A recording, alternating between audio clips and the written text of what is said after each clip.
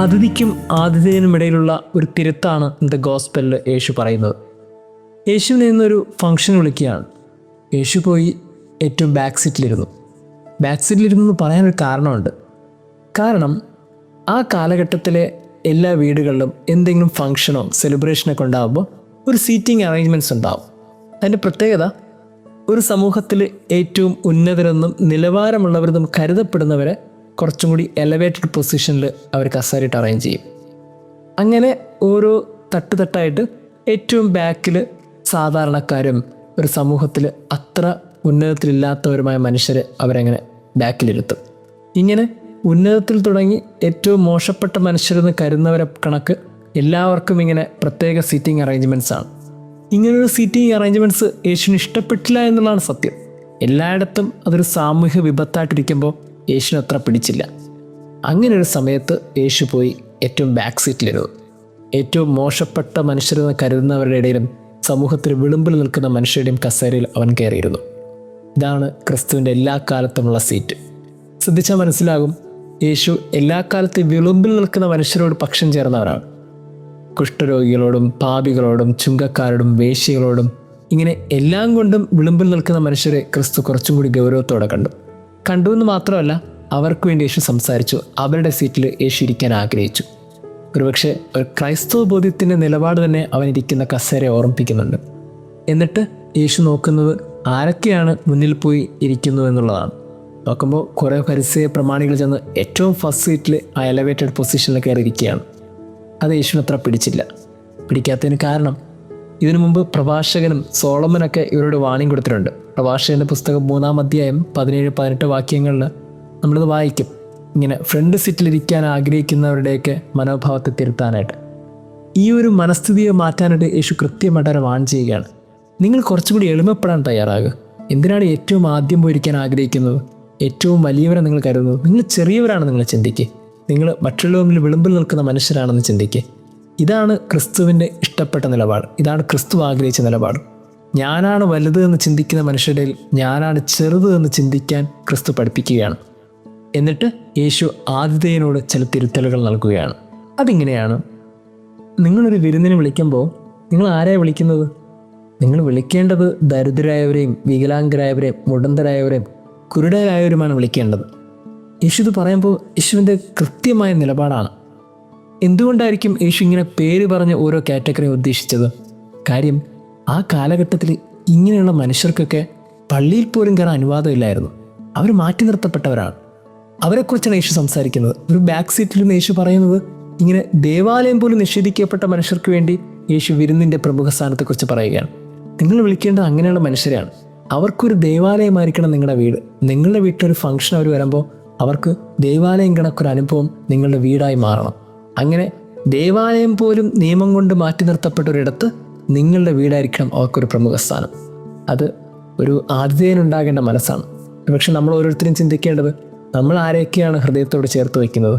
ഈ വിളുമ്പിൽ നിൽക്കുന്ന മനുഷ്യരും മാറ്റി നിർത്തപ്പെട്ട മനുഷ്യരെയൊക്കെ നമ്മളിങ്ങനെ വീണ്ടും അകറ്റിക്കൊണ്ടേയിരിക്കുമ്പോൾ ക്രിസ്തു ആഗ്രഹിച്ചത് അങ്ങനെ ഒരു മാറ്റി നിർത്തലല്ല, മറിച്ച് ഈ ചേർത്ത് പിടിക്കുന്ന ഒരു മനോഭാവമാണ്. എന്നിട്ട് യേശു പറയുന്നൊരു കാര്യം ഇതാണ്: അങ്ങനെ നിങ്ങൾ വിളിക്കുന്നുണ്ടെങ്കിൽ നിങ്ങൾ ഭാഗ്യവാന്മാരാണ്. കാര്യം, ഇതിനു മുമ്പ് യേശു പറഞ്ഞിട്ടുണ്ട്, ദരിദ്രരെ നിങ്ങൾ ഭാഗ്യവാന്മാർ, സ്വർഗരാജ്യം നിങ്ങളുടേതാണ്. ഈ മനുഷ്യരൊക്കെ നിങ്ങൾ വീട്ടിൽ കയറ്റിയാൽ സ്വർഗരാജ്യം നിങ്ങളുടെ വീടായി മാറും. നിങ്ങളുടെ വീടാവും ഒരു സ്വർഗരാജ്യം.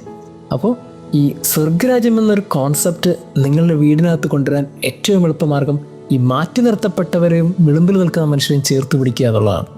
അങ്ങനെയാണെങ്കിൽ നമ്മളുടെ ഉള്ളിൽ സ്വർഗരാജ്യമാകാൻ, നമ്മളുടെ കുടുംബം സ്വർഗരാജ്യമായി മാറാൻ, നമ്മളുടെ ദേവാലയം സ്വർഗരാജ്യമായി മാറാൻ, നമ്മളായിരിക്കുന്ന സമൂഹം സ്വർഗരാജ്യമായി മാറാൻ ഈ വിളുമ്പിൽ നിൽക്കുന്ന മനുഷ്യരെ കുറച്ചും കൂടി പരിഗണിക്കണം എന്നൊരു ഓർമ്മപ്പെടുത്തൽ ക്രിസ്തു നൽകുന്നുണ്ട്. അതിന് യേശു വളരെ കൃത്യമായിട്ട് കോൺക്രീറ്റായിട്ട് പറയുന്നൊരു കാര്യം ഇതാണ്: നിങ്ങൾ ആരെയാണ് ഭക്ഷണത്തിന് വിളിക്കുന്നത്? നിങ്ങൾ വിളിക്കുന്നത് നിങ്ങളുടെ സ്നേഹിതരെയും സഹോദരരെയും ബന്ധുക്കളെയും ധനികരെയും അയൽക്കാരെയും മനുഷ്യരെയല്ലേ? യേശു പറയും, നിങ്ങൾ വിളിക്കരുത് അവരെ. കാര്യം, നിങ്ങൾ വിളിക്കുമ്പോൾ നിങ്ങൾക്കൊരു ലക്ഷ്യമുണ്ട്: തിരിച്ചു കിട്ടുന്നൊരു സ്നേഹം. ആ തിരിച്ചു കിട്ടുന്ന സ്നേഹത്തെ നിങ്ങൾ നിഷേധിക്കണം. തിരിച്ചു കിട്ടില്ല എന്ന് ഉറപ്പുള്ള സ്നേഹത്തെ നിങ്ങൾ ചേർത്ത് പിടിക്കണം. ഇത് അല്പം കൂടി ഹൃദയത്തെ ഇങ്ങനെ മയപ്പെടുത്തുന്ന ഒരു കാര്യമാണ്. നമ്മളൊക്കെ സ്നേഹങ്ങൾ ഏറ്റവും അധികം ആഗ്രഹിക്കുന്നത് തിരിച്ചു കിട്ടണം എന്നുള്ളത് തന്നെയാണല്ലോ. രക്തബന്ധത്തിൽ പോലും തിരിച്ചു കിട്ടാത്ത സ്നേഹത്തിൻ്റെ പേരിൽ ഇങ്ങനെ പരസ്പരം വെല്ലുവിളിക്കുകയും പഴിചാരുകയൊക്കെ ചെയ്തുകൊണ്ടിരിക്കുമ്പോൾ നമ്മൾ തിരിച്ച് സ്നേഹം കിട്ടിയില്ലെങ്കിലും സാരമില്ല എന്ന് പറഞ്ഞ് സ്നേഹിക്കാൻ നമുക്ക് സാധിക്കുന്നുണ്ടോ? ക്രിസ്തുവിൻ്റെ സ്നേഹം അതായിരുന്നു.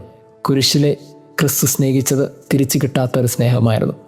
അന്ത്യത്താഴത്തിൽ യേശു ഒരുക്കിയത് ഒരു തിരിച്ചു കിട്ടാത്ത സ്നേഹത്തെയായിരുന്നു. ഗെത്സമനി രാത്രിയിൽ ക്രിസ്തു രക്തം വിയർപ്പാക്കി പ്രാർത്ഥിച്ചപ്പോൾ ഒരു കല്ലേറ് ദൂരം 3 പേരിരുന്നപ്പോഴും ക്രിസ്തുവിനറിയാം തിരിച്ചു കിട്ടാത്ത സ്നേഹം തന്നെയാണ്. അങ്ങനെ ചേർത്ത് പിടിച്ചവരും കൂടെ നിന്നവരും ഇനിയും സ്നേഹത്തിൻ്റെ പേരിൽ ചതിക്കുമെന്നറിഞ്ഞിട്ടും ആ തിരിച്ചു കിട്ടാത്ത സ്നേഹത്തെ ക്രിസ്തു കുറച്ചും കൂടി ഗൗരവത്തോടെ കണ്ടു. എന്നിട്ടും അവൻ സ്നേഹിച്ചു കൊണ്ടേയിരുന്നു. അങ്ങനെയാണെങ്കിൽ നമ്മൾ ഓർക്കേണ്ടത്, എവിടേക്കോ സ്നേഹം നമുക്ക് നിഷേധിക്കപ്പെടുന്നുണ്ട്, എവിടേക്കോ നമ്മുടെ കണ്ണ് നിറയുന്നുണ്ട്. ഏത് സ്നേഹത്തിൻ്റെ പേരിലാണോ നമ്മുടെ കണ്ണ് നിറയുന്നത്, ആ സ്നേഹത്തിൻ്റെ പേരിൽ തന്നെയാണ് വീണ്ടും നമ്മൾ സ്നേഹിച്ചു കൊണ്ടേയിരിക്കേണ്ടത്. അതുകൊണ്ടാണ് ക്രിസ്തു പറഞ്ഞത്, നിങ്ങളുടെ ഹൃദയം സ്വർഗരാജ്യമായി മാറാൻ ഈ വിളുമ്പിൽ നിൽക്കുന്ന മനുഷ്യരെയും തിരിച്ച് സ്നേഹം കിട്ടില്ല എന്ന് ഉറപ്പുള്ള മനുഷ്യരെയും ഇങ്ങനെ ചേർത്ത് പിടിക്കണം. കുറച്ചും കൂടി വീട് സ്വർഗരാജ്യമായി മാറാൻ, നമ്മളുടെ ഹൃദയം സ്വർഗരാജ്യമായി മാറാൻ ഇതിനേക്കാൾ വലിയൊരു എളുപ്പമാർഗമില്ല എന്ന് തോന്നുന്നു. ദൈവം നമ്മെ അനുഗ്രഹിക്കട്ടെ. നീ എൻ സങ്കേതവും നീ എൻ്റെ കോട്ടയും നീ എൻ്റെ പ്രാണനാഥൻ നീ എൻ ദൈവം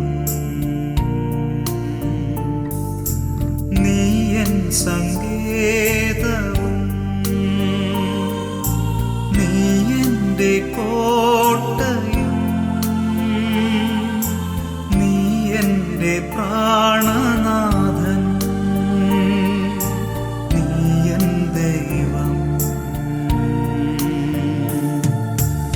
ആരാധിക്കും ഞാൻ പൂർണ്ണ ഹൃദയമോടെ, തേടും നിൻമുഖം ജീവകാലമെല്ലാം, സേവിച്ചിടും ഞാൻ എൻ സർവവുമായി അടിയനിതാ അടിയനിതാ ദേവാ അടിയനിതാ ദേവാ അടിയനിതാ ദേവാ അടിയനിതാ.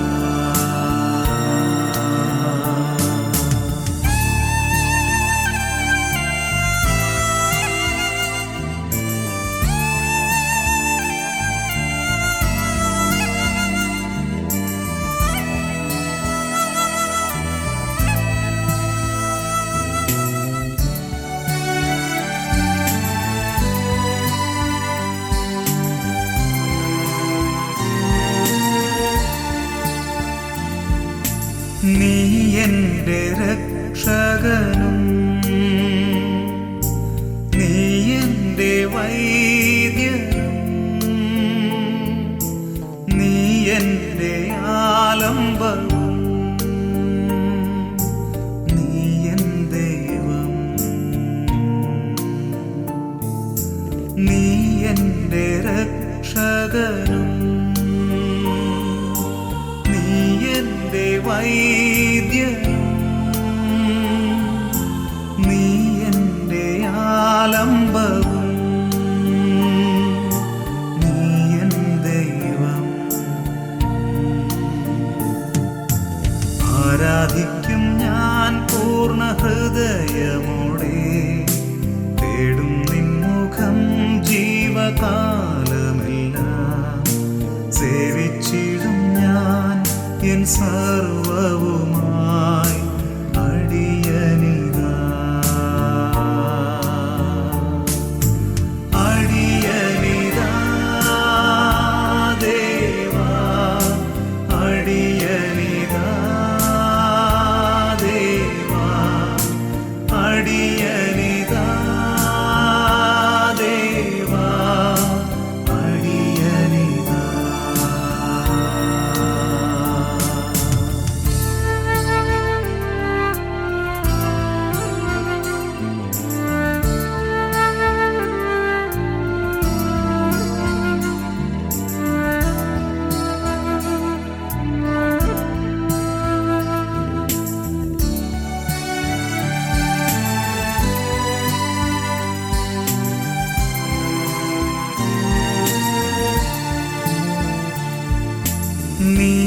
എൻ്റെ പാലകനും നീ എൻ്റെ ആശ്വാസവും നീ എൻ്റെ മറവിടവും നീ എൻ ദൈവം നീ എൻ്റെ പാലകനും നീ എൻ്റെ ആശ്വാസവും നീ എൻ്റെ മറവിടവും നീ എൻ ദൈവം. ആരാധിക്കും ഞാൻ പൂർണ്ണ ഹൃദയമോടെ, തേടും നിൻ മുഖം ജീവകാലമെല്ലാം, സേവിച്ചിടും ഞാൻ എൻ സർവ്വവും.